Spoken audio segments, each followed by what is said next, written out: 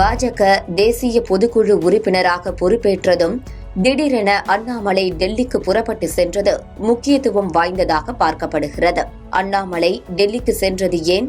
பாஜகவின் அடுத்த திட்டம் என்ன பார்க்கலாம். வரும் 2026 சட்டமன்ற தேர்தலை குறிவைத்து பாஜக காய் நகர்த்தி வருகிறது.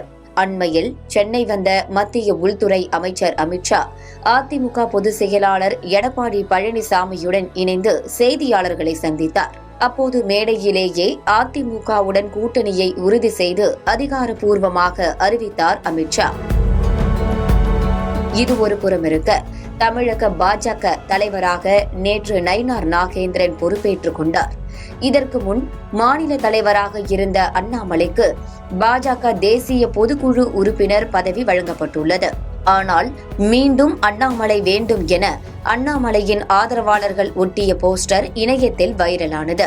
இப்படி பரபரப்பான அரசியல் சூழலில் திடீர் பயணமாக சென்னை விமான நிலையத்தில் இருந்து டெல்லி புறப்பட்டு சென்றுள்ளார் அண்ணாமலை.